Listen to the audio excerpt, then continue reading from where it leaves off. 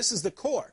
So if you're going to tamper with something, you tamper with that core, the most important facts of the gospel, which is why it's not surprising that if someone comes along like Muhammad, who's a false prophet, he can say, yes, I agree with you Christians on all these things. I agree with you on pretty much everything except these three things, which just happen to be the core of the Christian gospel. So from a Christian perspective,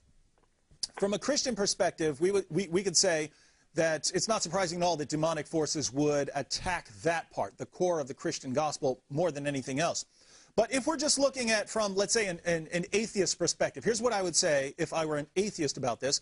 I would say during the Roman Empire, the Roman emperor eventually cast the heretics, the heretical Christian groups, the ones who had deviated from the clear teachings of the New Testament, cast them out of the Roman Empire. Many of these heretical Christians went to the Middle East and settled there, outside of the Roman Empire. And apparently many of the Christians that Muhammad would have met were, for instance, Gnostics or something like that, which was a version of Christianity that had been influenced by Greek Neoplatonism, the philosophy that descended from Plato. And some of these teachings are very interesting.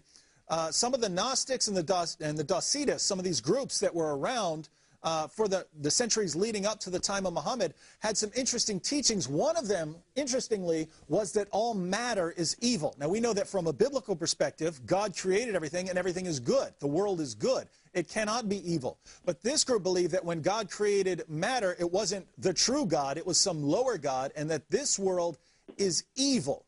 So this matter is evil. Human bodies are evil. This is what these groups were teaching. The question arose, well, how could Jesus, because they believed in the deity of Christ, interestingly, how could Jesus have had a human body?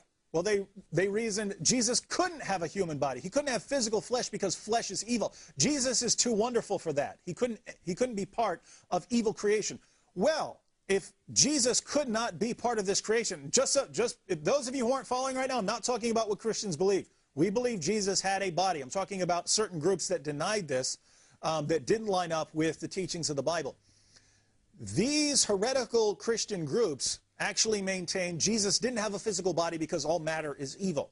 So Jesus is walking around, but he's not really walking around. It's just an illusion. Well, the question then became, well, how did Jesus die on the cross?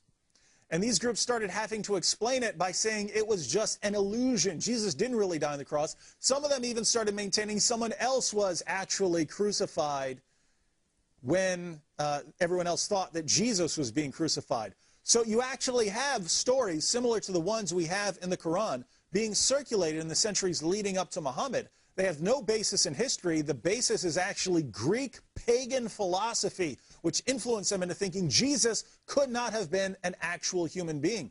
And isn't it amazing that Muslims accuse us of being influenced by paganism when we look to the actual teachings of Muhammad and we find that's where Muhammad got a lot of these stories from, were from pagan philosophy. And it's not surprising when you have the black stone and circling the Kaaba and all these practices that were pagan practices. Shouldn't be surprising at all that some of the stories even that Muhammad accepted about Christianity would be influenced by paganism. Well, that's all the time we have. We have to end our show, and so we'll go ahead and wrap things up. And just as you go on your way, think about how Muhammad is so very different from the Lord Jesus Christ. Think about Muhammad. My wife, we have our laptops open so that we can look up passages from the Quran and the Bible easily instead of flipping through pages. But while I was here, my wife sent me an email commenting on Muhammad. How did Muhammad trust this woman who brings him a poisoned sheep when he had just killed her family? I mean, you'd have to not be very intelligent to trust a woman who, here, I've got you just killed my entire family. Here's a sheep, and oh, okay, let me have a bite. There has to be something wrong with you there to trust a woman whose family has just been slaughtered by your men, and to trust this meal that's being brought to you. And my wife pointed out that if Muhammad had been literate, if Muhammad had been able to read, maybe he would have read the Iliad, where the Greeks brought the Trojan horse in order to conquer the Trojans. They build a horse and they hide inside it. They bring, here's our gift. We brought you this lovely horse.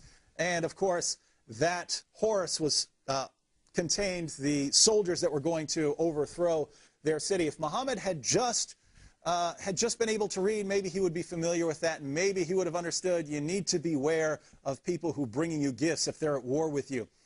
So illiteracy strikes again, and maybe, my wife said, maybe Muhammad's teachings can be put to some good use in the world today in the campaign for literacy. Don't die like Muhammad. Learn to read, and you'll know these things. And finally, again, just compare this with the teachings of Jesus. Muhammad said, God will never allow you to poison and kill me. And then Muhammad, from that poison that he consumed, died.